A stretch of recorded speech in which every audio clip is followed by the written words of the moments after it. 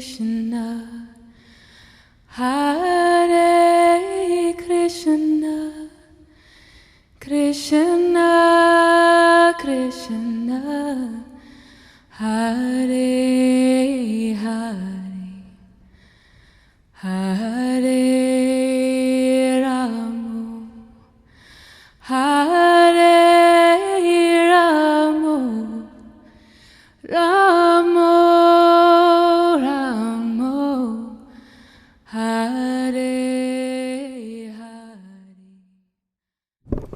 Ordinarily, what is called sadhana is a spiritual practice, and a sadhaka is the one who is making this practice. And it ordinarily means like your practice to become perfect. They say practice to become perfect. This is the old thing we say. Practice to become perfect.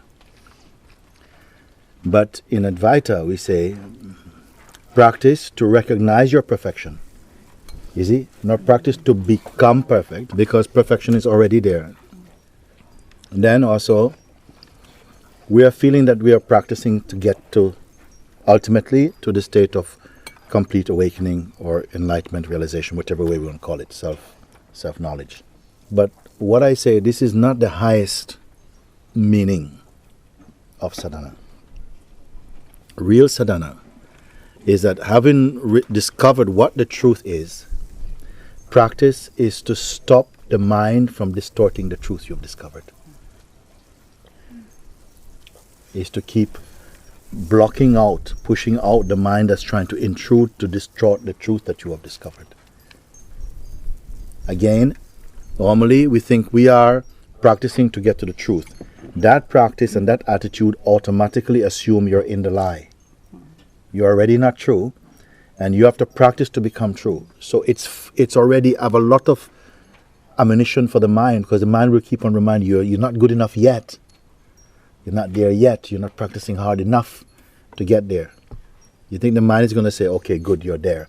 If it says you're there, it means you become arrogant. You see? So I say this is not the true sadhana. Sadhana is that first you are brought to the truth. Any good teacher, any true one who has realized herself can bring you to the point of no mind, to bring you to that state where you are no further you can go. That is only the reality of being. Once you have experienced that, not think that, it has been now your experience, no. Then sadhana also is to keep out the tendency to doubt this truth. This was sadhana. So you start perfect from the beginning. In many ways of spiritual practice, you go there and you start out by being a practicer. You have to practice, you have to do this, you have to do this mantra, you have to do these exercises, you have to meditate a lot, you have to pray harder, you have to do this, you have to eat good food, you have to, all of these things you have to do. Because you have accepted the mind's orientation, the mind's conditioning, that you are imperfect and that you have to do something to become perfect. Like this. So that can take not just years, lifetimes also. The other way is immediately you start to question the one who is going to practice. This is Advaita. This is Atmavaichara. To question, really, who am I who needs to become perfect? But maybe you're not yet mature to embrace that question early, because already there's too much strength in the belief that I'm already imperfect. You see? So maybe some normal spiritual practice to kind of purify the mind a bit, to kind of practice mantras to purify the mind and so on, to make the mind sufficiently subtle and open and pliable enough to then retain or grasp subtler spiritual truths. But from the outset, the one who knows is directing you to the truth from the very beginning. He's not telling you the truth after 6 months of practice, from the very beginning. This is the Bhagavad Gita also. From the beginning it tells you, you see, the truth for the first few sentences. When it was not grasped, then secondary understanding came, until gradually the ignorance left. It was slow in leaving. But what I'm saying is that from the beginning, you are not just taught the truth, you are guided into the experience directly, so that you come to see, but I am this. You confirm, you verify, but I cannot be other than this. And this can happen in one session, it can happen. Then after this, spiritual practice is now to watch the mind who is going to start to raise doubts inside you. It cannot be this simple. You see, now you start to have different feelings are coming. Look at it, you've lost it, you see. Yeah, how can you get back now? You have to go back to the station and get more juice again. You have to do this and doubt yourself. This is what. So you look at these two different aspects and perspectives about sadhana and tell me which one applies to you. Papaji spoke enlightenment here and now, today. How we can say this? How much time to practice? How much time to sit into long meditations? No, it says, why? It says instantaneous now. Because what? If the truth is eternal, it means that it's already eternal now. So why it will take 6 months to get to that place? Then where are you? And who are you?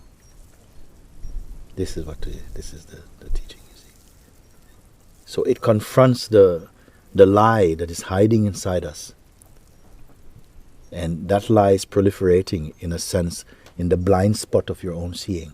You doubt yourself, you see. And in the Bible also, it regards what? The devil as the one who brings doubt inside you. And that doubt will divide you. So from the beginning, it starts not with an assumption. Because we all assume, oh, I need to get to that place. Then we question, what is the place you're trying to get to and how far are you away from there now? We don't treat you like, okay, you're a journeyer. You're somebody, you're so far away from the truth. I will walk with you and show you how far more you have to go. This is not direct. That is not true. In order for somebody to speak to you like that, they are already addressing you in your own sense of self-doubt. They're already addressing you as a lesser being. How are they going to help you? First, he must tell you, but you are already the truth. It's already there. The part you are believing is you is only a surface, superficial. But only out of habit you came to believe this. It's not true. The perfect is there. This is why you can see the untruth. And you cannot see the truth, because you are the truth. But with the mind you're looking, and the mind can only create a phenomenal representation of truth. And you're searching for this phenomenal representation of truth, while all the time you are the truth. But the being is not yet ready to embrace this. Then it will take some time, slowly, to adjust and to become more refined in our thinking. Then we can do this.